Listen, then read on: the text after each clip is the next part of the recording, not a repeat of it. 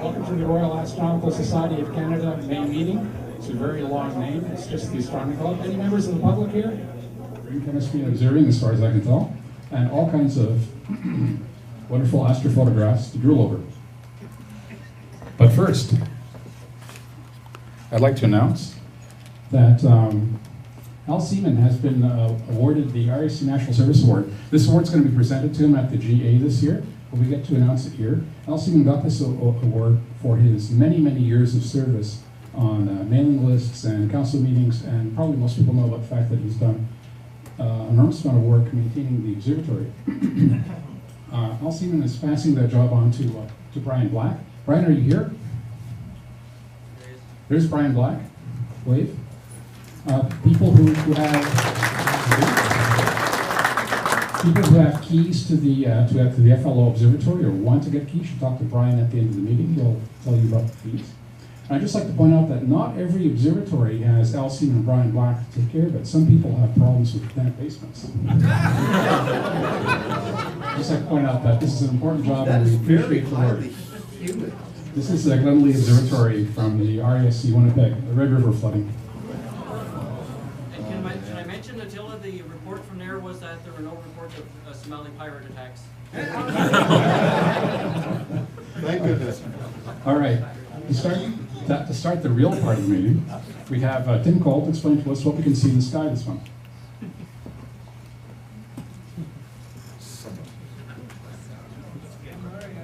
Thank you.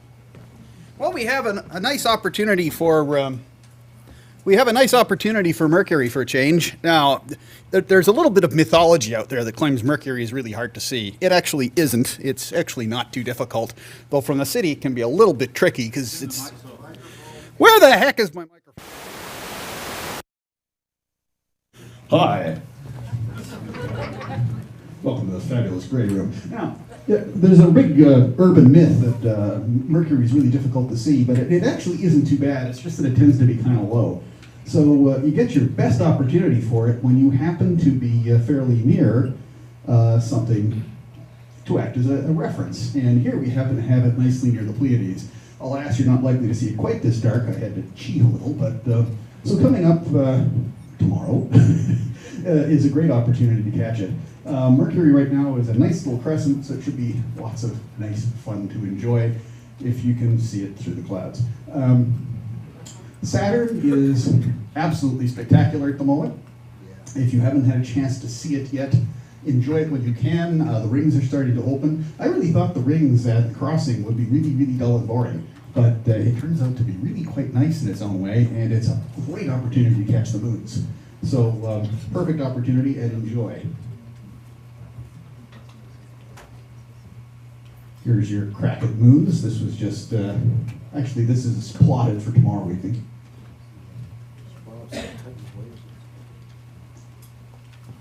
And we've got a transit of Tethys coming up.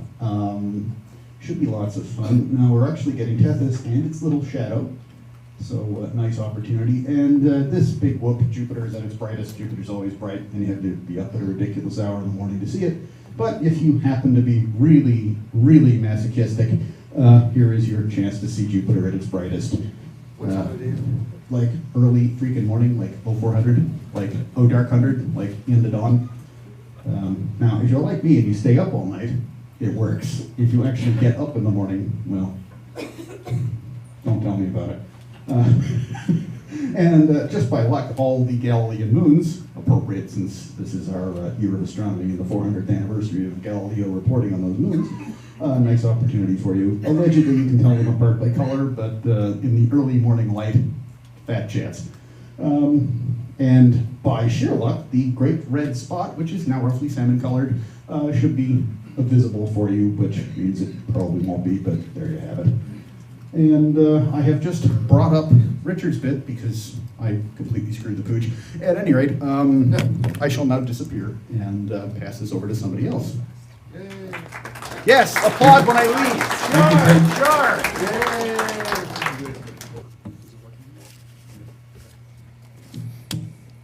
Okay, I'll be. Good evening, folks. First of all, I'll be talking about the stellar death, about stars with medium or low mass sizes, not the big ones, the hefty ones, or the very small ones. So as we begin, there are objects in the universe that have an evolutionary tale to tell, and stars are no exception. They all go through their stages of birth, midlife, and death.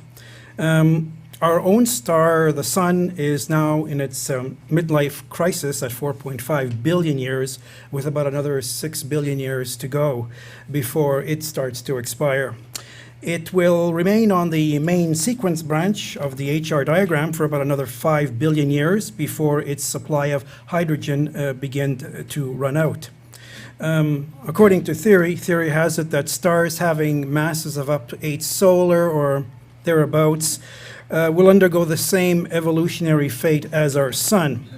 In fact, only decades ago, and I didn't even know this, it was a popular myth that all stars in the universe ended their lives in a cataclysmic explosion.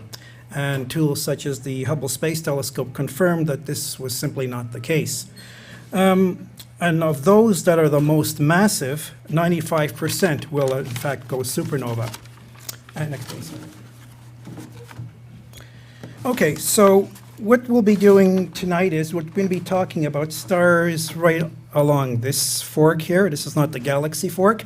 These are the small brown stars, the red dwarfs that gradually shrink into the brown dwarfs and eventually black dwarfs, but I believe none have been found so far. And the high mass stars, the real hefty ones here that go supernova, and of course the fork subdivides into either a neutron star, a black hole, and maybe something in between, which is called a quark star, which is another relatively new object. But we won't be talking about that tonight. Now, the planetaries as an object are very popular with astronomers. First of all, they provide a crucial link between a red giant's final gasps and a cooling white dwarf. Planetaries can also be used as standard candles to determine the size and age of the universe, another tool for astronomers, and also tracking the speed or velocity of planetary nebulae in their host galaxies can yield the distribution of dark matter in these galaxies. Could also be an indicator for dark matter as well, although we don't know what dark matter is. And they can also yield the chemical evolution of galaxies through a process called nucleosynthesis. Now, for us amateur astronomers, they are beautiful to look at and can be also a challenge object as well. Canadian planetary guru, Dr. Sun Kwok, he's at the University of Calgary, says that 95% thereabouts of all stars will undergo a quieter death.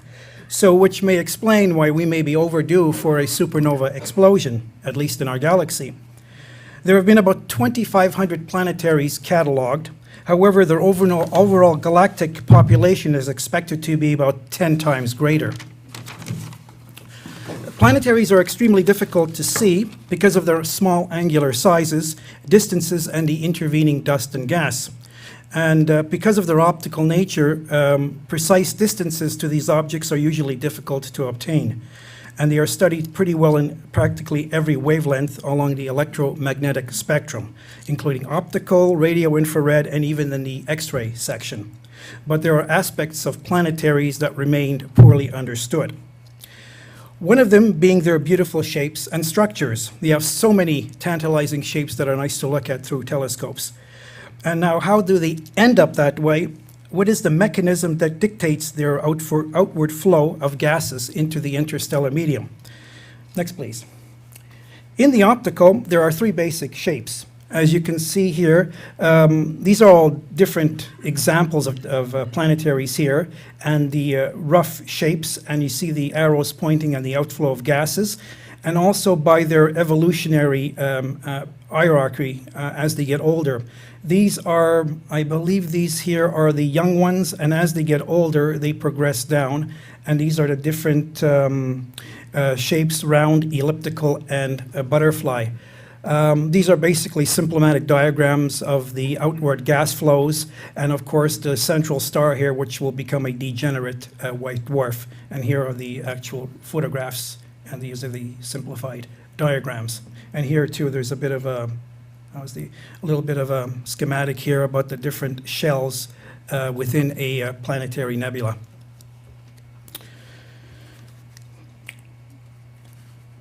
Now, as I said, there are three shapes: the round, elliptical, and butterfly, and the evolutionary pattern as well can dictate their shapes. So there are so many of them in the galaxy. When astronomers look at any one particular planetary, they're looking at one particular aspect in one time segment. So they are looking at basically like a time window to see these things. Next, please. Here are 4 examples of different planetary. This is a young, intermediate, and this is already getting older in their age, a few thousand years. Actually, this one here is a few thousand years old. They were all taken at, you have to note here that they're all 7,000 light years away. It was taken by Hubble in February of 2007 with the WIFPEC camera. And as you can see, the outward gas is getting larger and larger, and there's some knots of nitrogen gas, which is sort of pinkish here, left over. There's mostly nitrogen in the earlier stages, and then there's oxygen and hydrogen as the green and blue as the gas shell starts to expand. Now, of course, there's a lot of different shapes, and one aspect about planetaries is astronomers don't know how to explain or come to answers as far as the outward moving of gases due to magnetohydrodynamic forces, but that's for another topic of discussion. Now, what is happening here is that these sun-like stars are depleting their fuel supply when they start turning into the pre-planetary nebula stage, and then begin to cast off shells of gas that we see in these spectacular images. The concentric rings around the planetary contain puff of material ejected by the star in its dying phase. So when a star is beginning to puff up material, like for instance Betelgeuse is starting to, but it should become a supernova, astronomers know that a planetary or a star is nearing its final years. Now, the puffs provide evidence that the star is aging and facing certain death. After this stage, the star wraps itself in a cocoon. Meanwhile, the planetary cannot be seen through optical telescopes. Infrared and other wavelengths have to be studied. We don't yet see it in our amateur scopes as yet. And this makes it difficult for observations in optical wavelengths. So, like I said, the astronomers have to trace a planetary star's footsteps back in time, or at least the star, the dying star, by several hundred years to understand the ultimate fate of a medium mass star. Next, please. Here's one planetary where you could see the concentric rings thrown off in its earlier stages when it was a red giant. There's the white dwarf starting, and these are the complex rings within the planetary, which are very hard to explain why they take on these beautiful shapes. And these are the gases that were expelled or belched out by the giant before it went into the planetary stage. And these are the bipolar jets here, which can be explained by a binary companion, although it's only theory. Next, please. Now, this one is self-explanatory here. I'll let you read the images here. It is the star's core, I call it its heart, that initiates the dying process. What happens first, that it begins to morph into a lump of carbon about the size of Earth, or about 12,000 kilometers. Hydrogen has been depleted, and helium fusion begins to take over. The stars that are destined to become planetary nebulae, carbon is the ultimate fusion byproduct. It cannot go into heavier elements beyond that. There simply is not enough mass above the core to continue the fusion into the heavier elements, such as potassium, calcium, and ultimately iron. Those are for the heavier mass stars. So because heat cannot be replenished, the star within a star begins to cool like an ember. Meanwhile, the layers above continue to generate the thermonuclear fusion. That's where the heat still is left. So 2 shells are produced around the star. One is helium burning and one is hydrogen, which is the outer shell. The helium is on the inside. The gravity there continues to compress hydrogen and helium, but only for a short time. This is where all the action is going on. Meanwhile, below, nothing is really left there for anything to happen. As an example, helium fusion rates are extremely sensitive. a 2% rise in temperatures can more than double the reaction rate as far as the evolution, as the death process goes. And as a consequence, the star becomes highly unstable. Next, please. Here we have a rough schematic. The core here, this is the bloated red giant. So basically you have a star within a star, the outer older star dying, and you've got the process of another star being born within. There's your helium shell, your hydrogen shell a little bit further, and of course you've got your distended layer of gas and dust on your bloated red giant. Carbon in the star's atmosphere begins to settle, and in doing so adds mass to the inert carbon core.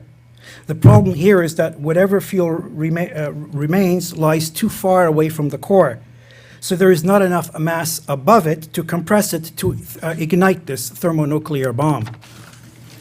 The helium burning layer quickly expands and cools, and the star then takes on a reddish cast. The reaction rates, of course, begin to diminish or subside. So what happens next? Well, the final spasmodic fits of helium fusion does a type of a belching act by ejecting the star's outer envelope into the interstellar medium. Each spasmodic fit creates a bubble of gas having an escape velocity that is equal to our fastest probes, or about 36,000 miles per hour, which is slow in terms of cosmic. Next, please.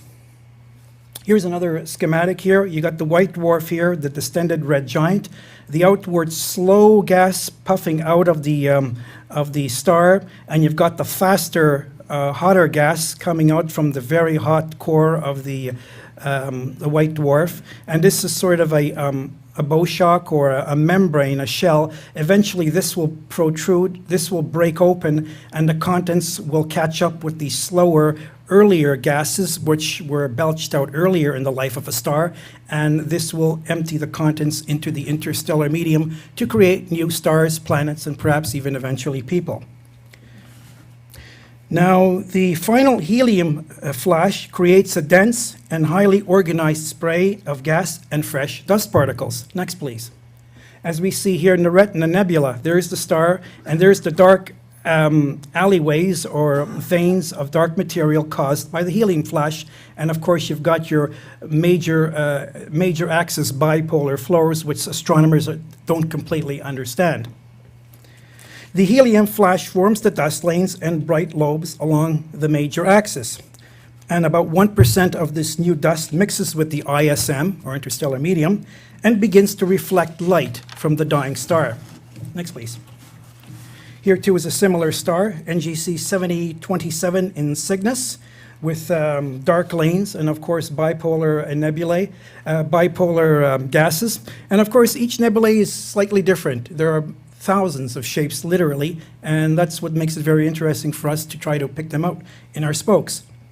The immediate area around the planetary nebula becomes enriched with carbon and silicon-rich particles. That is the main elements around these objects.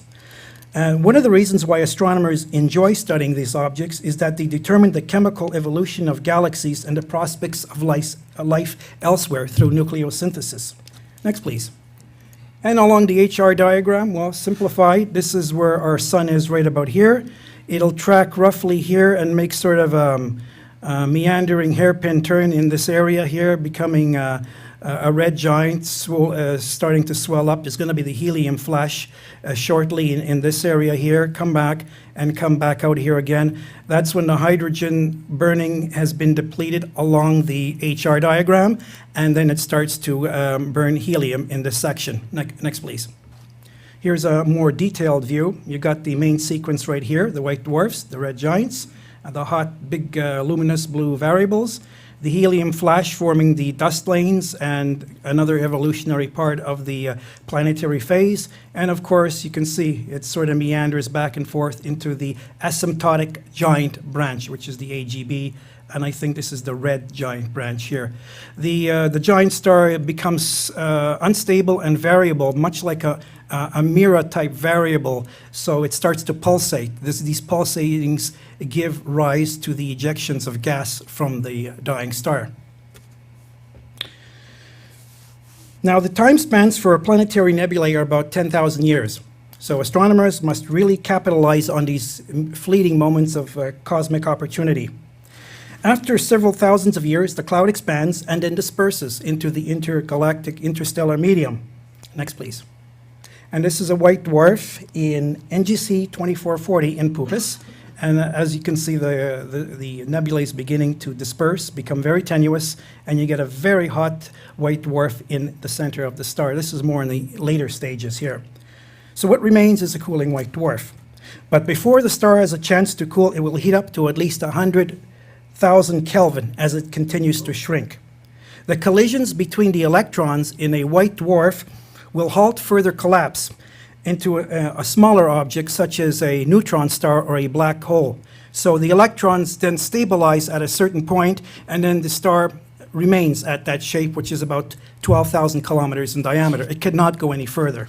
So it's all a question of the movement of the electrons. Now in this image here, the star at the center burns at about 200,000 degrees Celsius. The ultraviolet light begins to fluoresce the surrounding medium, and when the gases disperse enough, allowing the light to shine through, this is when amateurs can see them as these colorful planetaries, because prior to that, in the pre-planetary stage, we don't really have a chance to see them unless you have a very large telescope with special filters. Next, please. And this is a simplified map, spectral map of a planetary nebula, the predominant line of hydrogen alpha, which gives it their sort of hot pink look in photographs, and hydrogen, the O2, O3 here, doubly ionized oxygen, which is also going on in around the planetary nebula.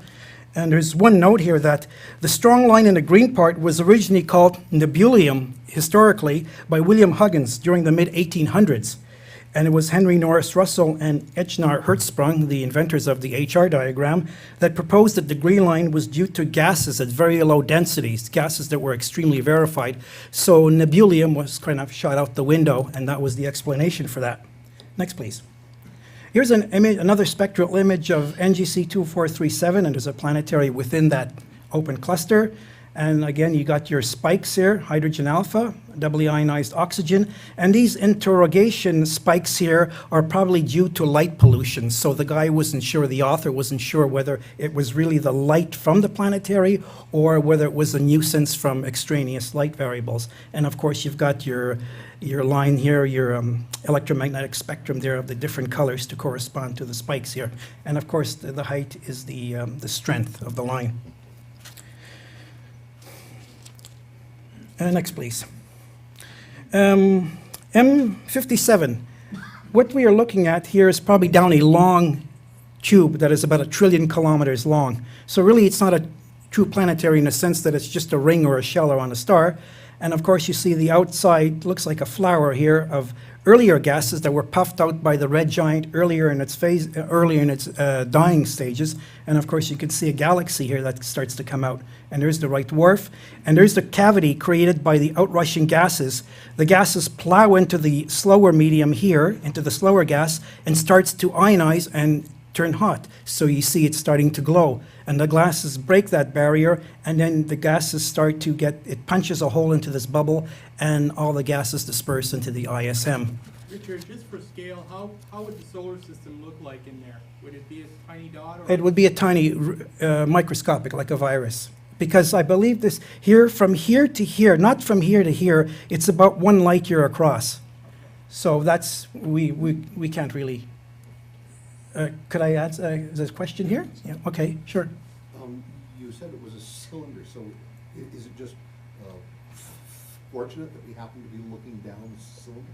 That it could be rotated, we would see it from the side? Yeah, because of our vantage point, like if we were in another part of our galaxy, we might see it as a long tube with bipolar flows, but we're looking down the throat. So that's a theory that there's another part beyond that, so we're looking straight down. It's like galaxies. And next, please. We have 2 more slides, I believe, here. Oh, no, another one here, bipolar flows, and of course, hydromagnetic flows, which are very difficult to explain right now. But you got the central star. Well, it doesn't work. Anyway, the central star is in the middle, and the bulb is on the floor. So, next, please. Oh, well. Yeah, okay. Now, this is the forecast of the sun. It looks rather gloomy, sort of say. Our sun has a main sequence on the top left. The sun has a bloated red giant. In about 5 billion years, it'll go to a giant. Well, there goes another piece here. I'm falling apart here.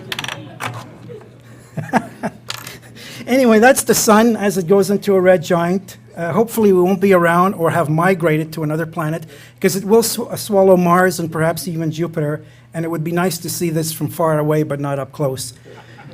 So anyway. So we know about a fair deal about the stellar evolution of medium and low mass stars, their birth life and their dying years, but when scientists start to grapple with their complex shapes and energies of mass ejection, things begin to get a little bit murky. Stellar mergers and magnetohydrodynamic models can be a starting point. Magnetohydrodynamic referring to the flow of electricity, magnetic flows along lines of gas, but not to falling objects here. Stellar mergers at this point of understanding are still difficult to understand, but more work needs to be done as far as mapping this distribution of debris around the central star and learning more about the complex magnetic fields found along these planetary nebulae.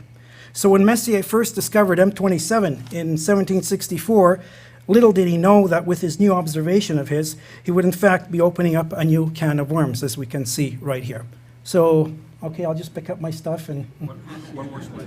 One more slide? Okay, there's another slide. Oh, that's sort of the end slide. That's artist's depiction of what might happen to Earth in 5 billion years. So eventually, before the cold comes, the hot will come, and then the sun will shrink as a white dwarf, and we'll see it as a very small pinpoint of light, and Earth will be a barren, frozen wasteland. So there is the all lived happily ever after the end. So that's it.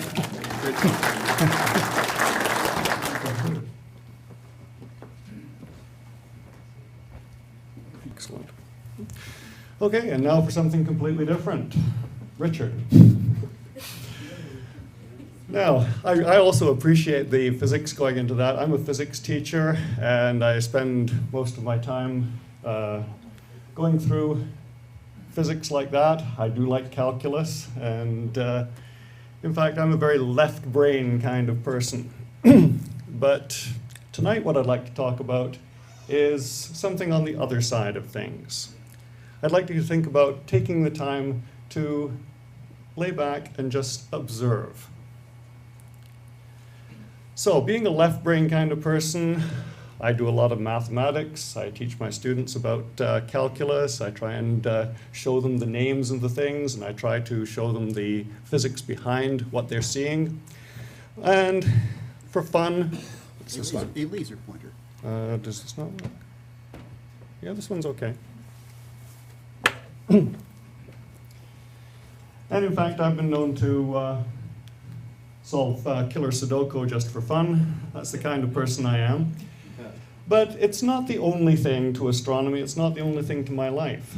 And I think we had a perfect example of that at the start of our International Year of Astronomy, when Tafel Music gave us that excellent presentation, I hope you were all there to see it, of the music of the spheres, the art and the beauty of the night sky. And this is a different side of human nature. It's a different side of all of us that we should try and make use of and appreciate some of the beauties and the joy of the night sky. This presentation that Tafel Music gave a whole different aspect to the subject of astronomy, the music, the poetry, the philosophy behind astronomy. And I think that's an important parts of our lives as well.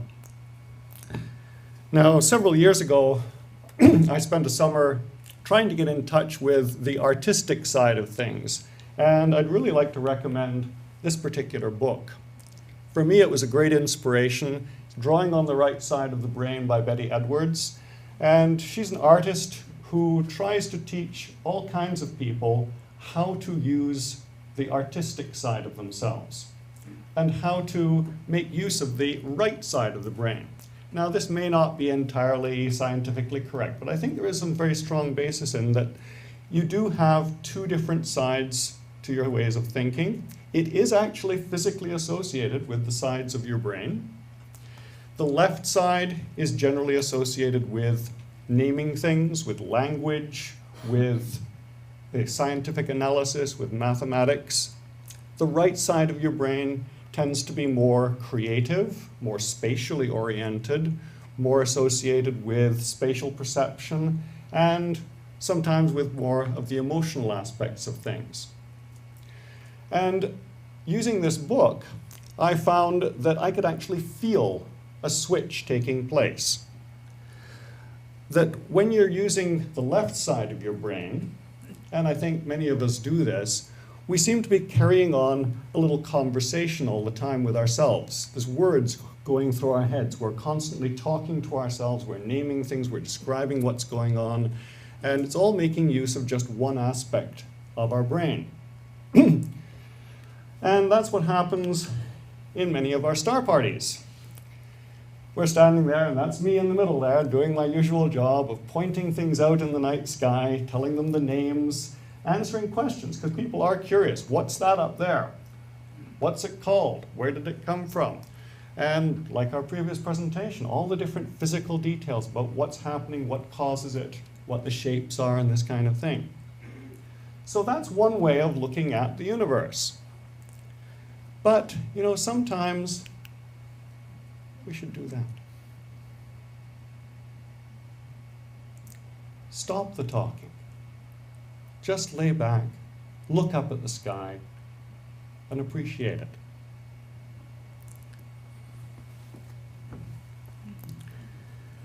Now, part of the exercises in the book gives you opportunities to try and exercise this method of just looking. Unfortunately, when we see familiar things, we tend to name them, and then we replace them in our head with a standard picture. And that kind of gets in the way of noticing anything new. Once we've seen it, named it, it's a picture. We've got that in our head now. It really helps, and one of the exercises that Betty Edwards suggests is turn it upside down.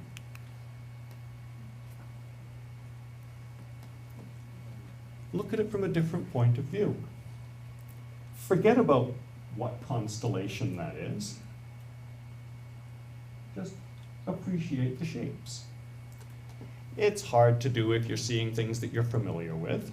And once again, a personal experience has changed my way of looking at things. I've gone to different countries at different latitudes, and I've looked up at the sky from a different place on Earth. And especially when you go down towards the southern hemisphere, the northern constellations are upside down. And that does give you a chance to see them with new eyes and to appreciate some new shapes and pictures. In fact, one of the things I found I did when I looked up at some very familiar constellations from a different point of view, I invented a new constellation. I found a new constellation I'd never seen before. That red one in the middle. It seemed very obvious to me. But when I tried looking it up on a star map, it wasn't there. It turned out that I'd made a new constellation from part of Draco and part of Hercules. It's my diamond in the sky. Now, people who are unfamiliar with all our constellations will often do this immediately and they're for fun. I also teach grade 9 astronomy, and last semester I was trying to encourage my students to take a look at the night sky, and because I was only doing it during the day, I had to take some pictures and show them in the classroom. So I showed one of my not very good pictures from the experimental farm looking towards the north in Ottawa, and showed them that picture. And said, what constellation is that? And of course, these grade 9 students, not being familiar with our standard names for constellations, said, it's the shopping cart. And I sort of looked at that and I said, well, you know, you're right. what is this dipper thing? I don't have a dipper that looks like that. If you're British, maybe you have a plow that looks like that. But these days, why not call it the shopping cart? And actually, it's a good way of introducing people to astronomy. Sometimes they feel a little bit overwhelmed by all those Greek myths and the things that they don't really see there in the sky. It's really not that important. What's important is just getting to know your way around and recognize that the same shapes are always in the same kind of relationship with each other. So if you want to call it the shopping cart, or the diamond in the sky, or whatever, let it happen.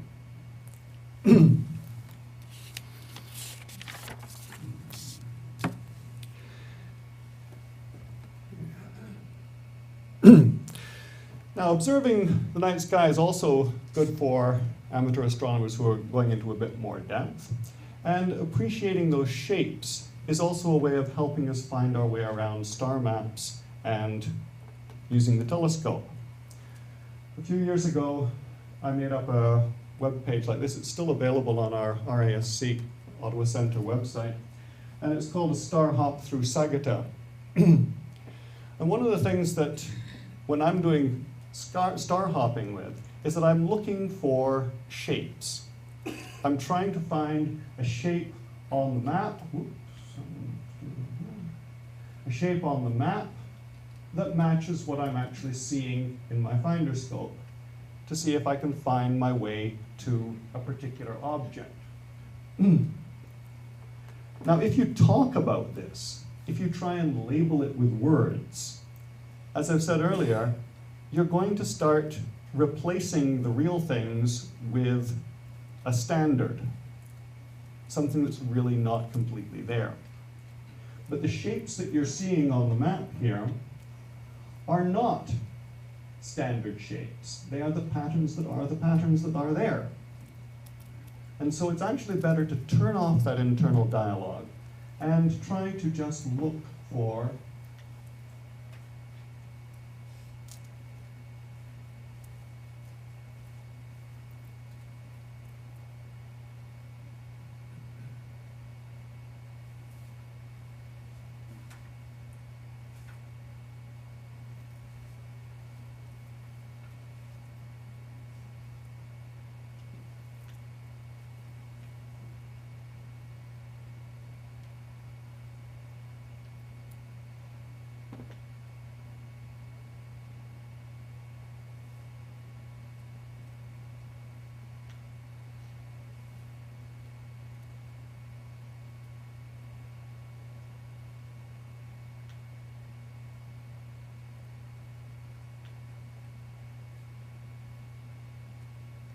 there it is.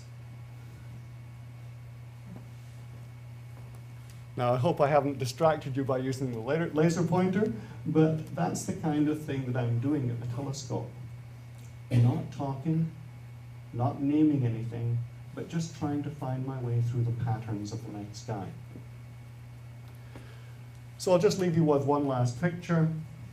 This is another thing that was unfamiliar to me.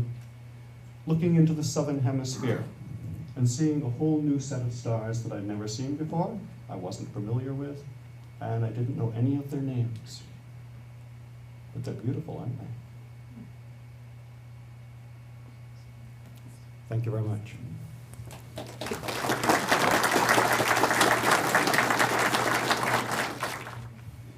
Well, hi everyone, Mike Mogadam here. You're going to see me twice tonight. What I'd like to do is, next slide please, is talk briefly about one of the big IYA, Ottawa Centre IYA events that is coming up very shortly, Saturday, June the 6th. Now, I know you've heard me talk about this before in previous meetings. This is an event that we went through a process and applied for and so forth. And it's a fairly prominent event. Other centres are doing this. In fact, I think only six groups across Canada, 6 or 7 groups across Canada are doing this. So I feel quite privileged that we're offering this as well. So we are able to, in this program here, we're able to attract a fairly prominent speaker, this fellow, Dr. Roberto Abraham from the U of T, and he's going to be delivering a talk on titled Cosmic Dawn and Monster Telescopes. And in this talk, he's going to explore how, with new telescopes and technologies, we can peek back to the beginnings of the first light, or the moments right after the first light of when the universe was created. So this is an event that we're planning to be held at Carleton University in the Bell Theatre, I believe. And it's an event as I said, on Saturday, June the 6th, where it'll run at from approximately 1 o'clock till 5 o'clock. And I say approximately because I'll give you the exact details, and we're just in the final stages of that right now of the event. But when it'll begin and when it'll end. But what we're planning is that we'll have, we're planning on having a series of introductions. Dr. Abraham will speak. We'll have, I'm actually planning as well to have, you may remember about a couple of monthly meetings ago, we had Rob Alexander and Penelope Goranson deliver their astronomy, that lovely astronomy song. We're planning on having them do that again to the audience, sharing that to the audience, as well as a variety of displays and solar observing and meteorite displays and so forth. So this is an event that we plan on promoting fairly heavily, and should be a lot of fun. So you'll be hearing more about that. Next slide. I get a lot of emails and from various groups that have got wind of International Year of Astronomy, and one group called the Cube Gallery. That's in the Parkdale area. They approached us and said, "Look, we've got an event which we call a Nocturne. In this gallery, it's they have a series of a variety of showings of paintings and sculptures and so forth. And they host a number of theme nights, including it spans everything from musical groups and dance groups and to traditional gallery type of offerings." And what they did is they registered an event with IYA and IYA Canada, and what they have is they have a series of artists that have come up with some paintings of the night sky and astronomy scenes, and they've asked us if we can participate in a couple of their events. I think there's a slide. So actually, they have 3 events. Basically, their events run from about the end of May to the end of June, and they're planning a kickoff on May the 22nd. On June the 4th, Rob Dick is giving a light pollution talk, and on June, it doesn't show on this slide, but on June the 11th. They're also planning a star party with telescopes and so forth to go along with their showing and so forth. So this is a pretty creative gallery. I had mixed feelings about this at first, but in speaking to this fellow here, he seems to be. It interests me because, like Taffla music, we can reach out to sort of the non-traditional audiences. People who might not be normally sort of made up counter astronomy or the kinds of interests that we all have here tonight. So sounds pretty interesting. I think that's it. So more later. Oh, one thing, I wanted to thank Attila and Chris for helping me out with the slides tonight. I really needed their help, and they really came through. Thank you. Thank you, Mike. We're going to have a short break. Give it to Chris and then it's all done. Okay. Many of you are familiar with the fact that over the last few years I've made a number of presentations about the geology of the inner planets, the outer planets and their moons and so on, using two-dimensional PowerPoint. And I thought maybe this year, especially given that it is the International Year of Astronomy, how about we actually go 3D, actually 4D because we're moving through time, and actually do a series of fly-throughs of various parts of the solar system. There's nothing actually to beat being there, but this is about as close as I can do for you. I use a program called Seeker. It's by a Software Beast. No, I have absolutely no financial interest in Software Beast whatsoever. It's similar to a program which you can see for free and use for free on the internet called Celestia. The big difference, as far as I can tell, is that in this particular case, instead of actually doing the whole thing by hand, you can actually program. And in programming, you can get just what you want and then reproduce it. And that's what I'm going to do with you tonight. This is the second of these movies that I put together. The one I did just before Christmas, I think, was on the rocky planets, the inner planets. The metaphor of the way Seeker works is you're in a spaceship. And that spaceship, of course, is moving around in the solar system. Space is big, which means that we don't have the time to sit here and wait for the spaceship to actually get from A to B. So I have to speed time up. As we're moving around in 3 dimensions at the same time, orientation tends to get a little screwy. I realize that one of the earlier talks suggested, forget orientation, forget labels, just go with the flow. But the reality is that often as Earthlings, when we're looking at something in the solar system, we're used to seeing it a certain way. So you'll see during the movie that if we do get ourselves out of orientation, I get the spaceship to correct ourselves back to an orientation which you and I are more used to actually seeing things in. So as I say, I've already done the rocky planets, and we launched for that rocky planets tour through the solar system from Pluto. Tonight I'm going to do a part of the outer solar system. We're going to look at Jupiter, which is very appropriate given that it is a 400th anniversary of Galileo this year, and Saturn, and a selection of the moons around those 2 gas giants. As last time, I'm going to focus on actually walking you through the planetary component and the moon component. And in the background, you'll see the galaxy, and you'll see various constellations. Some of them I may actually spot, but please, I'm looking for audience participation. If you see an obvious galaxy in the background, an obvious constellation in the background there, and I haven't called it out to orient people, please jump in. The more audience participation, the better. So, let me get myself started up here. Okay. You ready now? Or? Yeah, ready to go now. Chris, there we go. And all I'm going to do here is I'm going to tell it this one here is what I want. And we're in business. Okay, so here we are. We're out here at Mars. Oh, by the way, the rumbling you can hear, this is the ship's engines. There's no sound in space, so here we are. This is the Martian jumping off point for our trip to the outer solar system. And we'll have a quick look at Mars before we leave, of course. Actually, let's just position ourselves.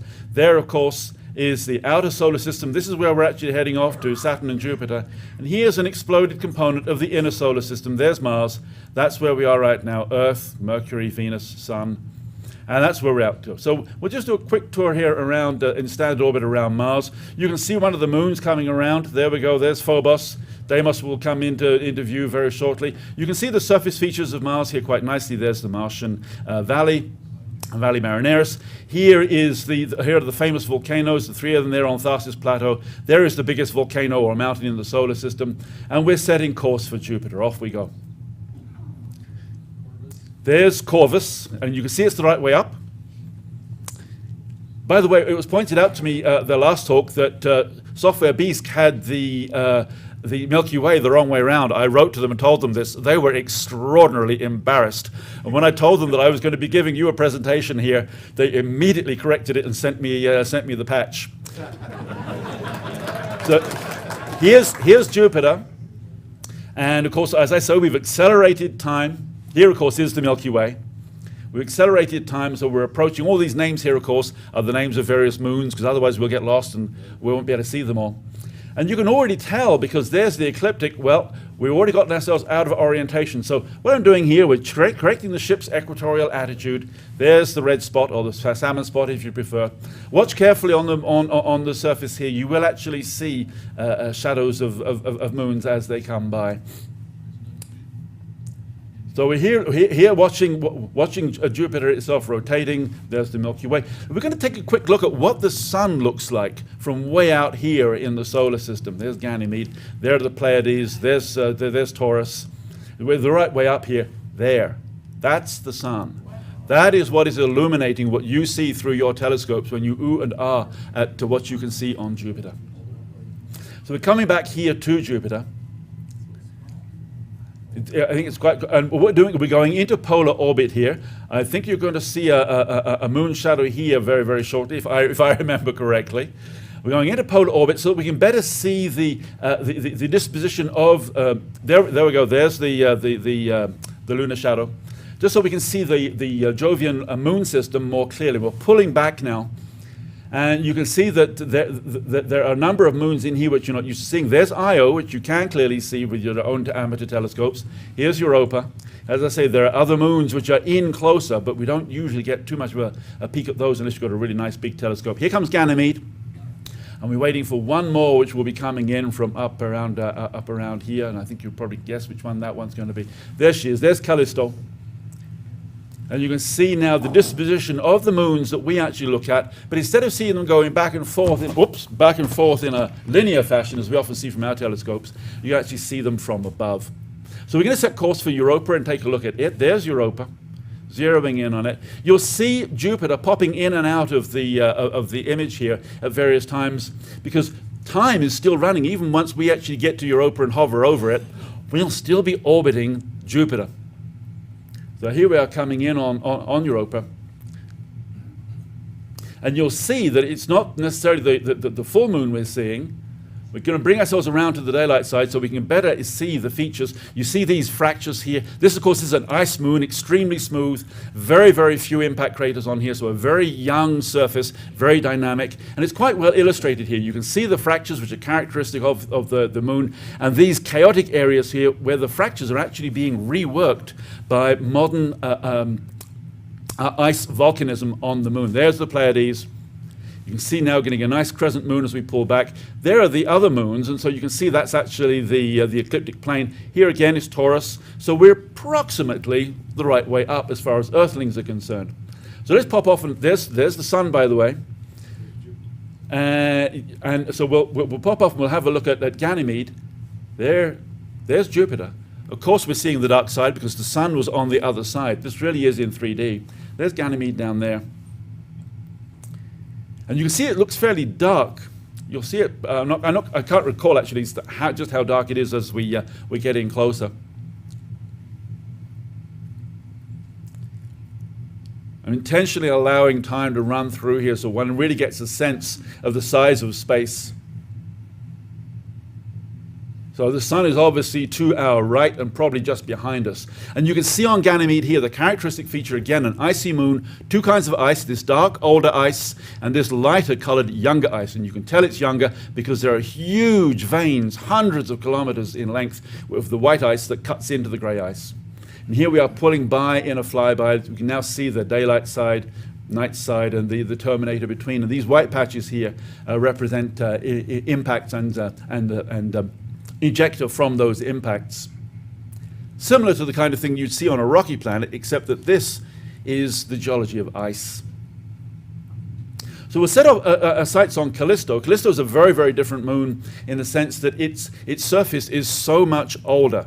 It really looks as though not much has happened to Callisto since its formation after the great bombardment that it was affected by. Here's interesting. There's the Pleiades. There's Taurus, and it's clearly the wrong way around. And look at this. Here's Orion. There's the belt of Orion, clearly on its side. We're clearly not sort of the right way up here. Here's Callisto, and you can see the name, but you can't see much else. And this is because the sun is on the other side of us, and what we're actually going to be seeing is Callisto's dark side, the night side. There is Callisto right there. Here we are. We're zooming in on it. There's Venus, by the way, just to the side. It's about to get eclipsed. So we're looking at the dark side here. We'll come around in standard orbit into the daylight side so we can actually see what the surface looks like. What I had to do, by the way, in order to make sure that I could repeat this, I had to pick a time and make sure that, in fact, the simulation kept running with the same time. And in fact, the time I'd picked was last April. Here's the surface of Callisto, extremely old, pockmarked. No new ice seems to have come out on there, at least not at any large scale. These are really old features, at least 3.5, 4 billion years old. So here again, we're going by in an elliptical flyby here, the daylight side, the terminator, and onto the night side. Good job those engines are still running, because we wouldn't want to actually sort of run out of gas out here. So there's the Milky Way, and we're going to set our course now for Io. As we come towards Io, you'll see Jupiter come back into the picture, because it is rather close. And in fact, it's that close that there are a number of moons there. There's Jupiter with the moons coming around. There's the ecliptic plane, so again, we're at an angle. But there are so many moons out here that I've actually had to turn the moon labels off. That, I think, is Io, if I remember rightly. And you'll see it come across Jupiter's surface, and you will, there's Io, and there's its shadow. There's Io, we're coming into Io now. Io, of course, is very different from the other moons of Jupiter. Instead of being an icy moon, this one actually is a rocky moon. And it is the most volcanically active feature in the whole of the solar system. All of these pustular blips that you can see here and these rings, these are the results of volcanism. We're coming down to the daylight side so you can see this better. But here, for example, there's a nice volcano there. I can't remember the name, but it's got a ring of ash around the outside. There's a beautiful one there. There's the volcano dark. There's actually the lava field. And this is the ash which has come up and been deposited around it, and you'll see just coming up on the horizon here. Here's is the largest volcano, active volcano, by the way, on Io today. There she is with a beautiful red ring of ash, and the reason that red ring is there is that Io has no atmosphere. So as the ash comes out of the volcano, it comes out on a ballistic trajectory, and therefore it forms like an umbrella of ash, which all falls to the ground at the same distance from the volcano itself. Here are more, these dark things here, these are actually lava pools. Here comes Jupiter, it's trying to elbow in on the action. We're doing a flyby here as we actually leave Io in the daylight side, the dark side, and the terminator. There again, the Pleiades, and we'll see how we're doing for way up. Probably at about 45 degrees, I would think, to the ecliptic. Oh no, actually, we're not bad. There's Jupiter kind of trying to work its way in again. What's going to happen between these two here, both looking as crescent shapes? And it turns out that, in fact, Io is closer to us. And the sun, of course, is over on this side and behind the screen. And here we come into the dark side of Jupiter. So swinging around here and getting our bearings, getting ready to move on. There's Uranus down there. There's Europa coming around. There was another moon up here. So thereabouts is the ecliptic. And we're going to set course for Saturn. Saturn, of course, is going to be a long way away. Yes, I have sped up time even further here. There is Saturn.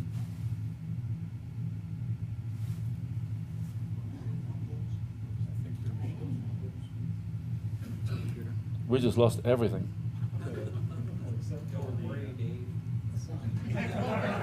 No, because my screen's live here.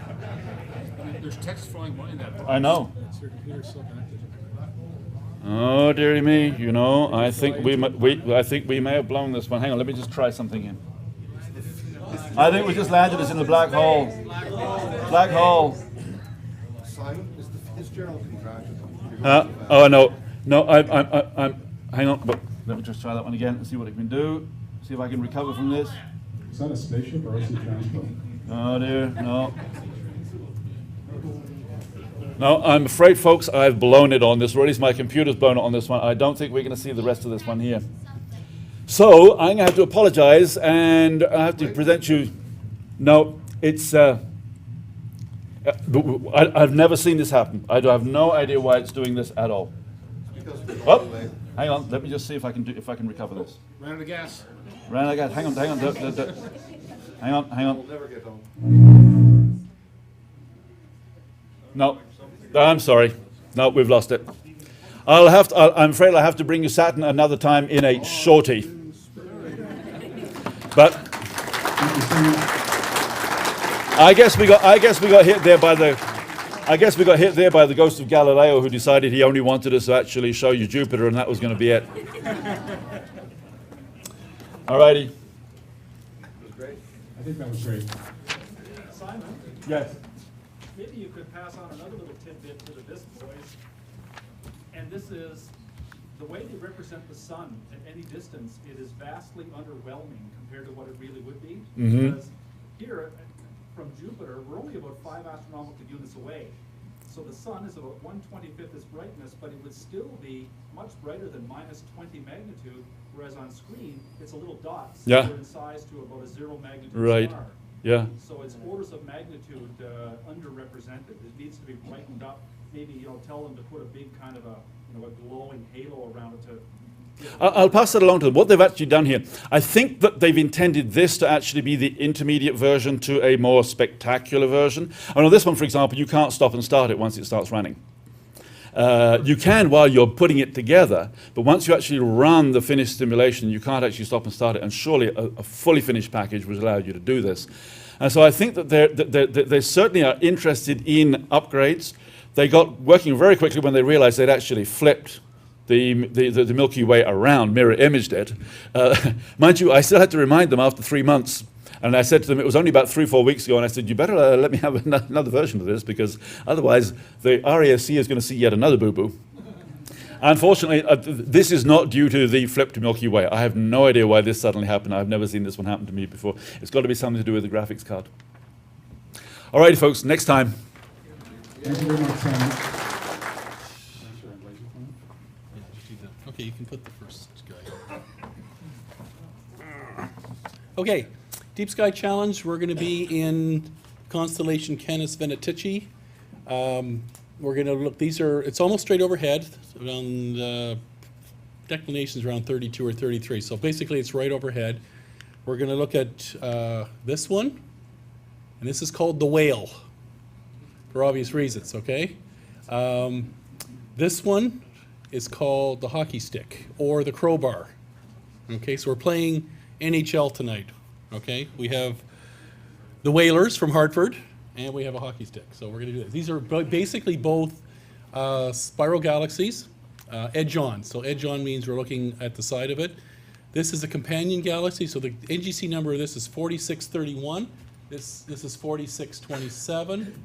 This is 4656, and this is a little companion, 4657.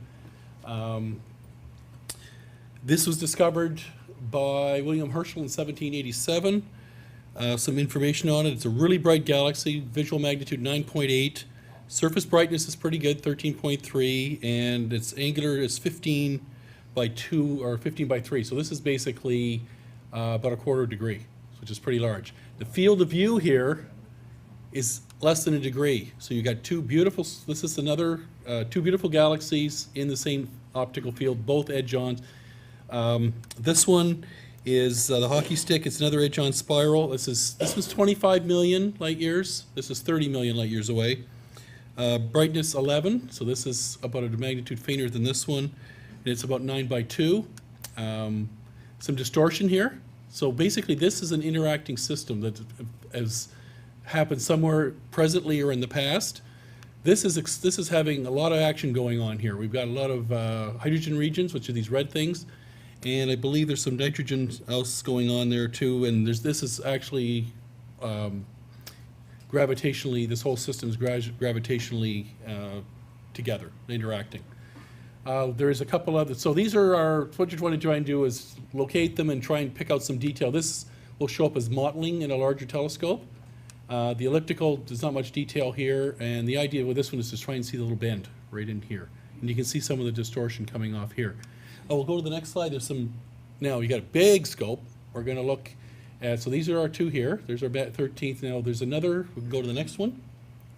Okay, there's actually a couple galaxies. This is the PGC 15th. There's one here, and there's another one right there, and that is for your PGC 2832 120, and I couldn't get any information on the magnitude, but I think it's probably, if this is 15, that looks a little fainter. This is like maybe 16 or 17.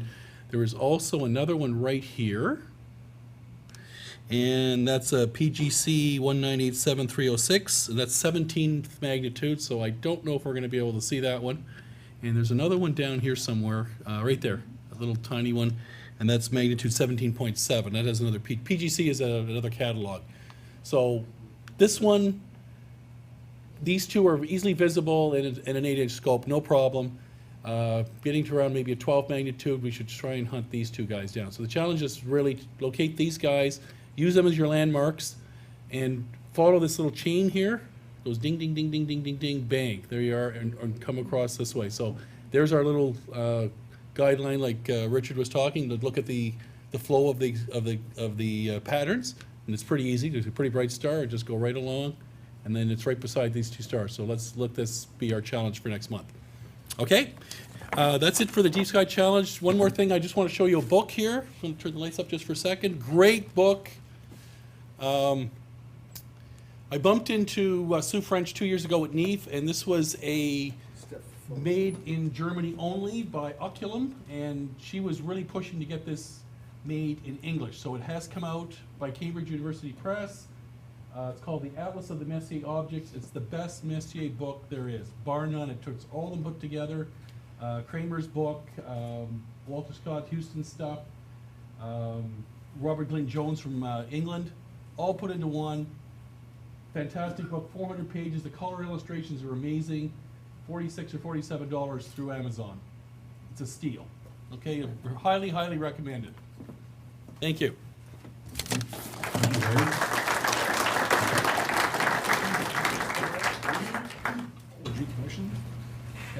Yeah. Okay, next we're going to have people showing us the observations and astrophotographs they've taken. Slide, please. These are people. First is Paul. I believe Paul likes to speak from the comfort of his chair. That's okay, you can hear me. It says there Chernix 7, right? Well, that's not Chernix 7. Next one, please. There's Chernix 7 over there. And what I was showing you is that group of stars on the right. So that just tells you, I've been in astronomy 65 years. I got shelves and shelves of sky atlases, programs in the computer, all kinds of catalogs, and $20,000 worth of equipment, and you make mistakes. So I tell the young ones that are starting out now, when you come to these remote type of obscure objects like Chernix 7, nobody, unless you're Reverend Evans down there in Australia, he seems to know the shape of everything, you will make mistakes. Easy enough to do it. Hubble called IC 1275 a galaxy. An IC 1275 is a globular cluster. So even if Hubble makes mistakes, don't feel bad. Keep taking pictures. It's very difficult. If you have a small field of view, that's only 17 minutes across and about 12 minutes top to bottom. So don't be afraid to take pictures. Everybody makes mistakes. Check all your photographs later. I found that this was an error. But it's possible for anybody. You won't make mistakes on M42 or something like that. But when you get to these remote objects, these UGCs or these Lunds or Chernix, you don't know the shape of all of them. And like myself, I made a mistake. So don't worry about making mistakes. Everybody makes mistakes. Keep taking photographs. Thank you, Paul. I agree. I once discovered what I call the Great Antenna Nebula. It was this wonderful 3-degree long, very low contrast, just really visible, elliptically shaped haze. And I asked my friend, "Hey, have you seen this before?" He says, "Looking at the antenna there, you pointed out a microwave radiator on an antenna that I happen to be pointing my 25-inch at," which is saying, the more equipment that you have, the more likely you are to screw up. More spectacularly. Yeah, it's another fun aspect of the hobby.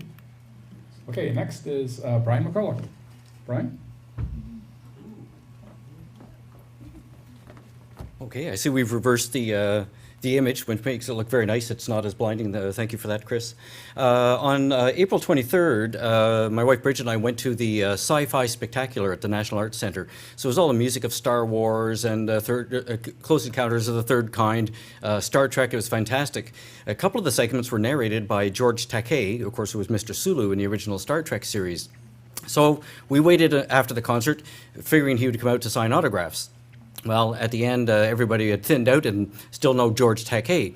So I talked to one of the NAC employees. It turns out it was Daphne Burt, the director of musical programming there.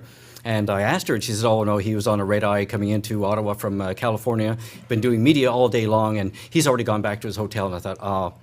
So anyway, she saw I was holding a book in my hand, and it was George Takei's autobiography. I had actually read this thing a couple of years ago, had a read of it, and tossed it into the Salvation Army.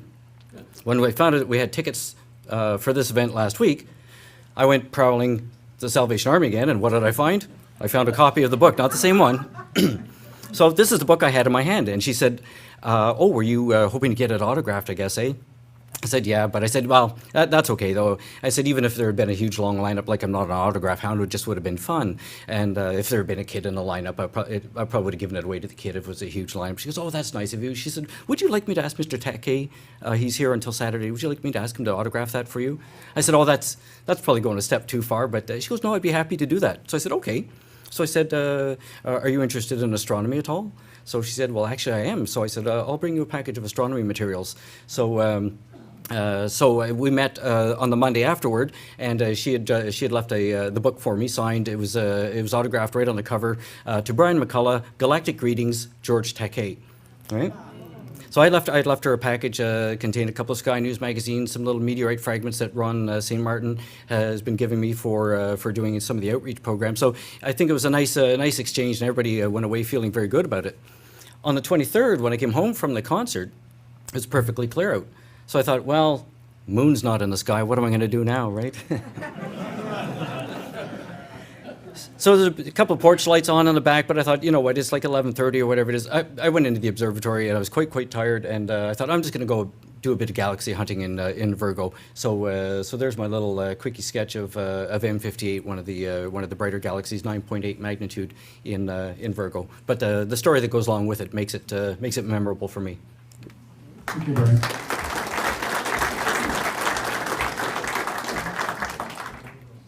Gordon?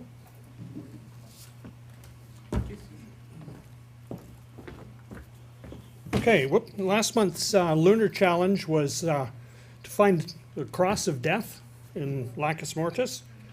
And while I was, I did some observing, and I found what looked like the right area, and I also happened to find a couple of photographs that I had taken. This was in March 3rd, and the Lacus Mortis region is up in here, I think. And that's next. This really bad resolution. It's the same photograph, just enlarged. But if you look, when this comes up on the website, if you look at it in the smaller version, you can actually see there's a dark cross right here. Okay? And there's also, I found 3 of them. There's another one, a white one here. I have sketches of those 2 I'll show you in a second. And there's also a third one. There appears to be a third one that looks like a lobe there, a lobe there, a lobe there, and a lobe there with sort of a white circle in the middle. So, did I? Which one was it? Was it the third one? Yep. Oh, that's disappointing. That's the one I didn't do a sketch of. Anyway, so there's my sketch of the upper one. And this is a Borg down here. Okay.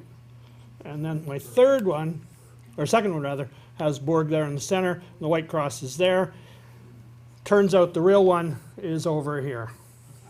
Hey, that's all right. Okay. No, that's true. Thank you, But Rick. it's fun trying. So, anyway, this winter in February, I lugged the telescope down to the Winter Star Party, and Attila and I spent, I don't know, a couple of hours collimating this thing, and then the wind blew so hard that I couldn't use it. So it was really discouraging that way. So anyway, I threw it in the back of my trailer and bounced it all the way home. And then I tried to collimate it again this last night, or the night before, I'm sorry. And as far as I could tell, it was still in collimation. I didn't dare touch any knobs.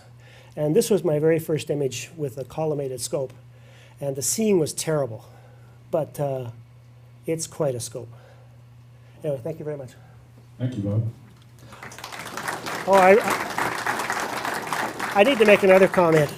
As a presenter, I find it very discouraging when Simon's half talks are twice as good as the rest of ours full talks.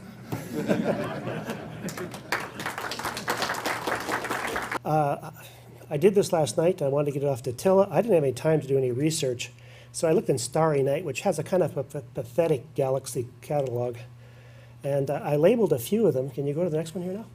So here's a few of the big ones that you can see. Now this is actually 4 pictures. My telescope has an extremely narrow field of view, and so this is 4 images stitched together in a mosaic for me to get this much of the sky at one blow. And this is a little tiny bit of the, probably a quarter of the observing challenge that we were supposed to do. I ran out of time. It was getting late. Okay, next image. All right. I have, it seems like 20 or 30 images of M51. It's my favorite galaxy to image. And last fall, Peter Cerevolo loaned me a telescope that was his proof of concept of a telescope that he's selling now. And if you have, an extra 25 grand, you can buy this telescope from him. It's a fantastic imaging scope. I've seen some images done by it now, and it's just incredible. This is his proof of concept, so I think there's 3 levels between this one and the one he's selling. And I took an image of M51 last fall with it and sent it to him, and I got back quite a quick email from him telling me that I hadn't collimated the telescope very well, except it was Peter, so he worded it differently. So anyway, this winter in February, I lugged the telescope down to the Winter Star Party, and Attila and I spent, I don't know, a couple of hours collimating this thing, and then the wind blew so hard that I couldn't use it. So it was really discouraging that way. So anyway, I threw it in the back of my trailer and bounced it all the way home. And then I tried to collimate it again this last night, or the night before, I'm sorry. And as far as I could tell, it was still in collimation. I didn't dare touch any knobs. And this was my very first image with a collimated scope. And the seeing was terrible, but it's quite a scope. Anyway, thank you very much. Thank you, Bob. Oh, I need to make another comment. As a presenter, I find it very discouraging when Simon's half talks are twice as good as the rest of ours full talks. Sanjeev does have her last name, but I try to avoid pronouncing it. Thanks. Okay, just want to show you a few more images with my DSLR. I use a Canon 40D. This was March 22nd at FLO. I wanted to catch a couple of winter objects before they were gone. So this is the Horsehead area. You'll probably recognize that as one of the belt stars of Orion. This was done with an 85mm refractor, and they were all, I think I stacked about 30 90-second exposures. They're all unguided. So this field is about 2 degrees wide. The camera, it's a stock DSLR, so it doesn't have, it has a standard IR cutoff filter in it, so you might see a little bit more red here, but so it's a bit more muted. But this is the Pleiades. Again, I wanted to try this before I lost the chance for the season. So this was again March 22nd at FLO, and this is also unguided. The same setup. I used my refractor, and I stacked about 30 90-second frames. This was just about a week ago at a dark site about 15 minutes west of On Prior. The seeing wasn't very good. This is actually imaged at 1800 millimeters using an 8-inch scope. This was guided it's about 4 minute. I stacked about 3-4 minute exposures. Of course, it's M13. Again, I don't think the seeing really supported that focal length. And this is M57 again at 1800 millimeters. It's a bit soft. But you might be wondering why I went straight from the winter objects to the summer objects. And that's because the mount that I'm using is giving me a bit of a hard time, and it must be a balance issue, but it won't track properly past the meridian. So I'm missing all the juicy stuff for the spring. So basically I have to go after the rising objects. So here I am at 3 a.m. Imaging the summer objects as opposed to spending the later part of the evening imaging the spring objects. So that's something that I'm working on right now. Thanks. Thank you, Sanjeev.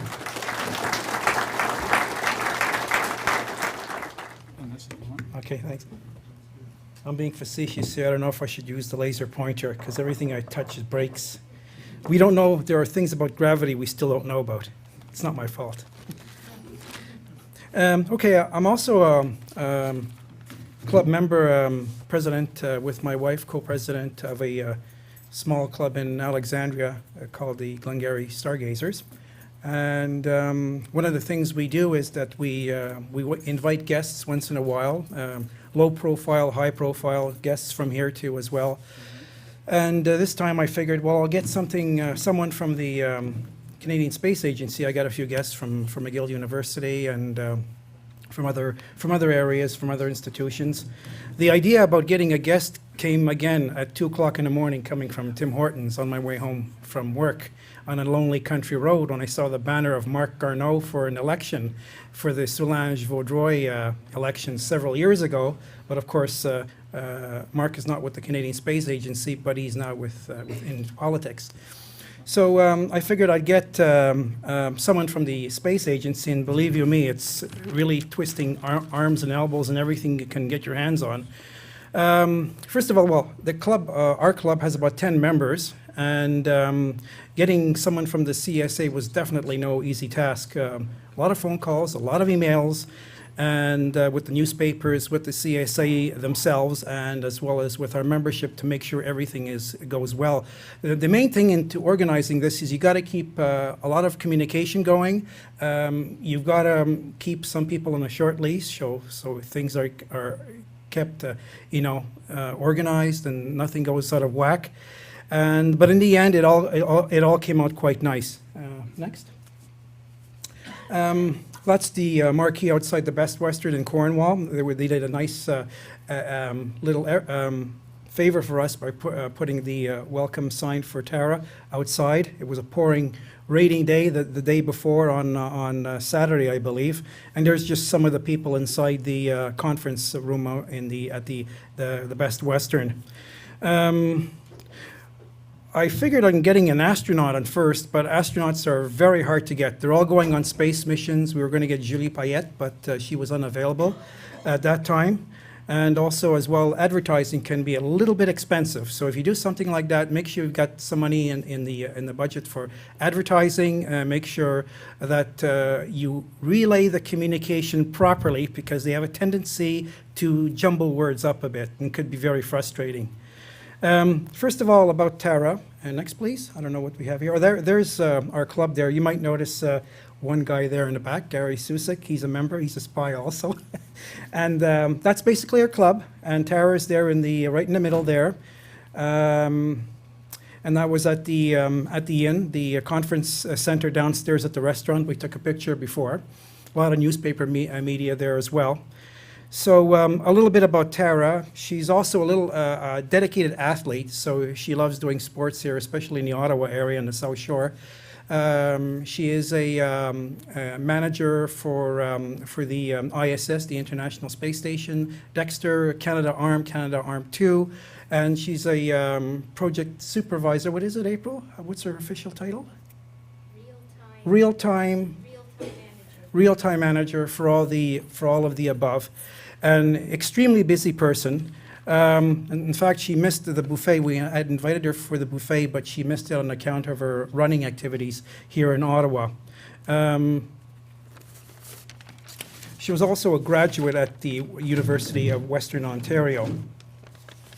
We did mention to Tara that we would like to have her again, but she was a little bit, I guess, not pulling in that direction, because she would rather do it again herself, but she didn't suggest any other members at CSA, because she was, according to her, she was treated like a queen, and she would love to do the thing all over again. We all had a lot of fun, and it's really, in the end, it's really worth it. She basically mentioned about Canada's involvement with the International Space Station. Next, please. These are the models that she has on loan. She had to sign them out in blood, because a lot of the astronauts working on upcoming missions, they borrow that same set of Lego blocks over there. And but actually, it's quite the thing. I don't know. It's made out of wood, and someone had handcrafted, hand painted them. It was really a work of art. That stuff there. You can't buy them in any hobby shop there. So as you can see, there's the banner there that I created there for Tara. She actually was so excited, she took it to her office to show all the people at the staff, and a lot of people wondering where she got this, and they wanted to do the talks themselves, but Tara says, no, the talks are for me, myself, and I, and that's it. So she didn't want anybody else in the space agency to come to our club and for them to do our talks. So I don't know if that's real or not. As a matter of fact, she actually invited us for a VIP tour in a few weeks from now. But unfortunately, they can only take 8 or 9 people because for security measures. In a way, like I said, it was really great. Next, please. I don't know, more slides. So that's the newspaper article. Is that the last slide? That's the newspaper article with Tara. They did a very good write-up and very enthusiastic, very good, bubbly, high-spirited speaker. Maybe I'll manage to get her here one day. Who knows? Even as part of an audience. So if you're doing anything like this, just be organized. It took us about a year to prepare the whole thing. A year in about 1 hour. It's just like getting together a wedding. You know, you spend 6 months to a year, and everything is over in one night. So. I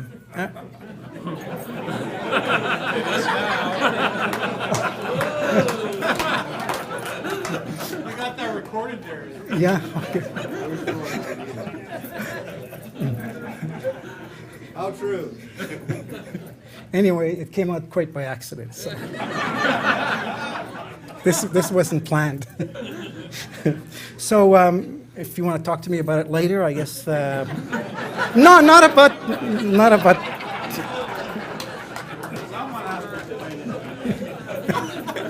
No, we didn't talk about that either. So anyway, that's all. That's it.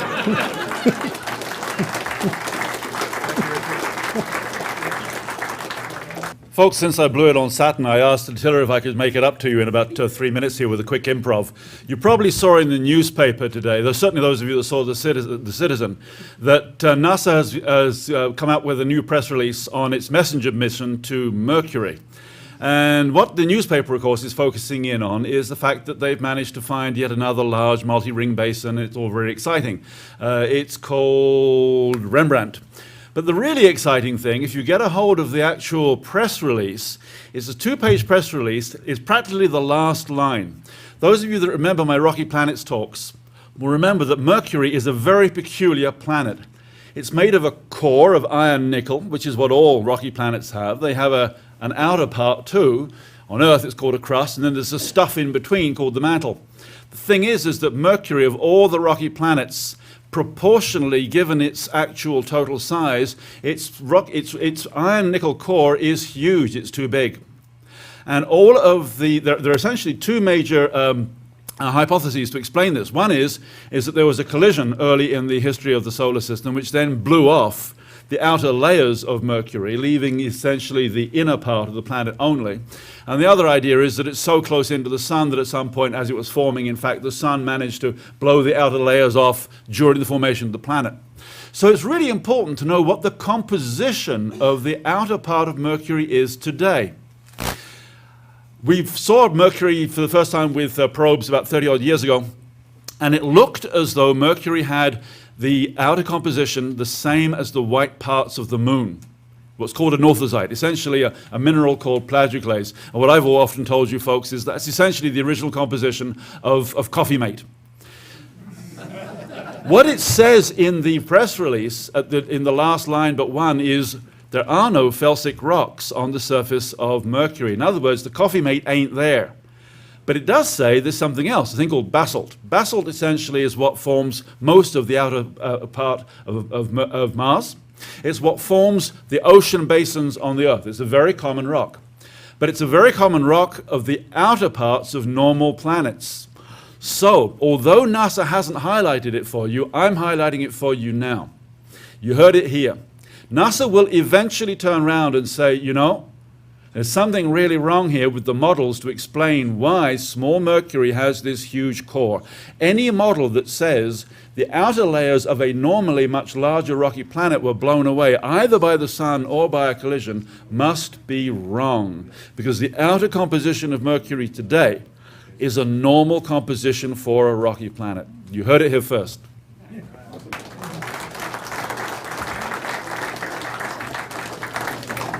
Thank you, Simon. Now it's time for me to point out all the fun we're going to have after the meeting.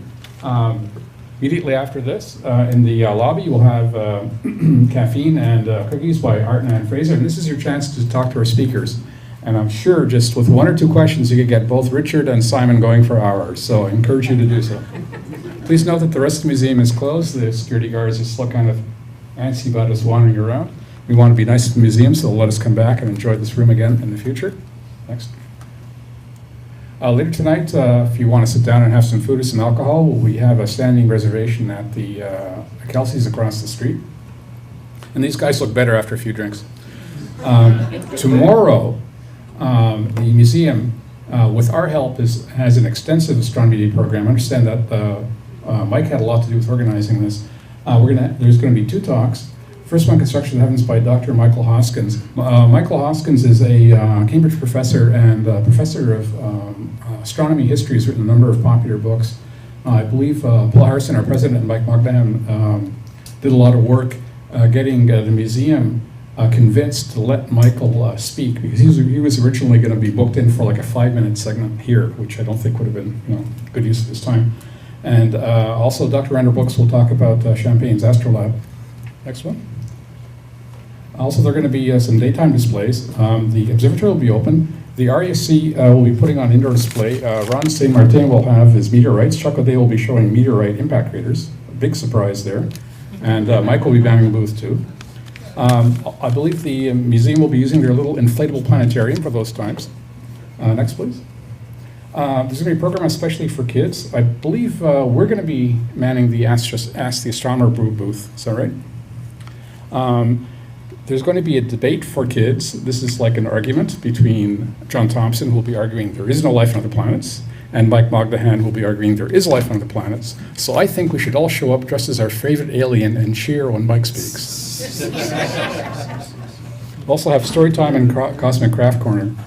Next, please. And I consider the best part, except of course it's going to be cloudy for some part of the day, is we'll have solar observing in the morning and afternoon. Now, remember that huge solar telescope that Ken Whitnall brought last meeting? The one that we all drooled over? Apparently he's bringing it tomorrow. Woohoo! And if the clouds are willing, we'll have a star party in the evening as well. Please feel free to bring telescopes or talk to Mike Mogdaham if you want to participate more in any of this. The next meeting will be on Friday, June the 5th. And we have one more thing to close out the night, a little bit of dessert. Oh, sorry, before we get to there. I'd like to thank the large crew of people it takes to put on this meeting, especially Chris Tarrant, who was busy working on slides from his hotel room on a business trip, and Tim, who got the audio working today. Unfortunately, he didn't get my voice working. Extra charge. Okay, there you go. And to all our presenters. I hope you guys had a good time.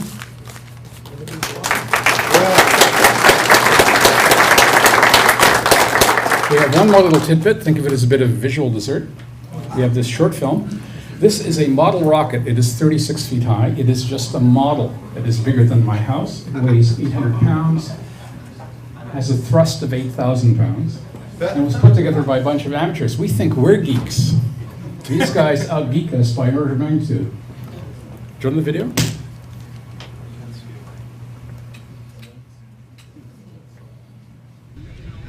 This is, of course, the 40th anniversary of the Apollo launch.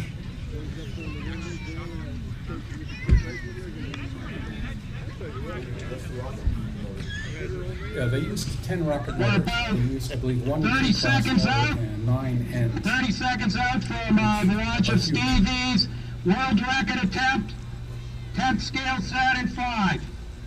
This rocket weighs 1,600 pounds. It's being launched on a combination of 8 N motors and 1 central P motor. Expected altitude is between 3 and 4,000 feet. And if Steve is ready, I am ready, Tom's ready, then we're going in 10, 9, 8, 7, 6, 5, 4, 3, 2, 1, ignition!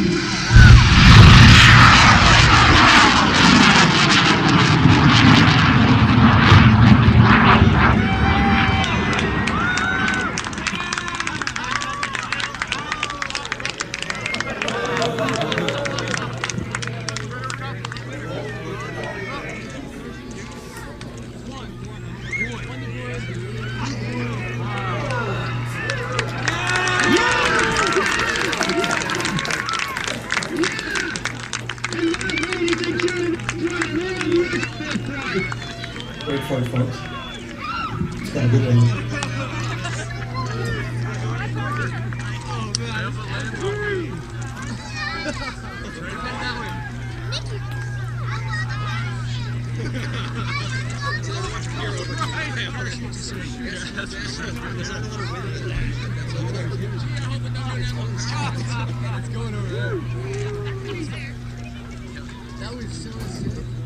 Alright, heads up! If this rocket comes anywhere near you, stand out of the way.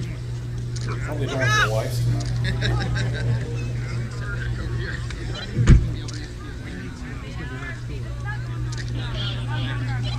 We're at 2,000 feet. We're at 2,000 feet coming down. 2,000 feet. If this rocket gets on the ground, do not touch it.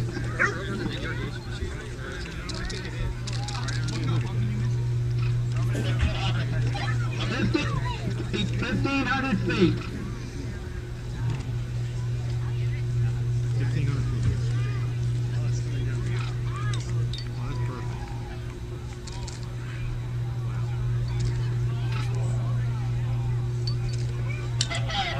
1,000 feet.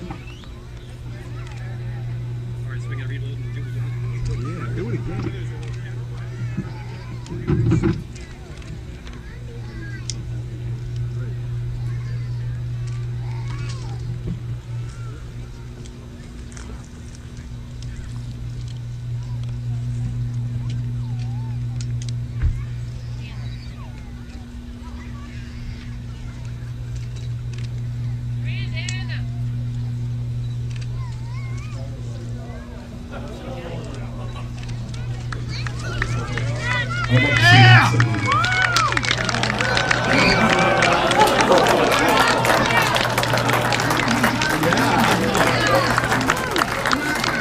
I'm not submitting.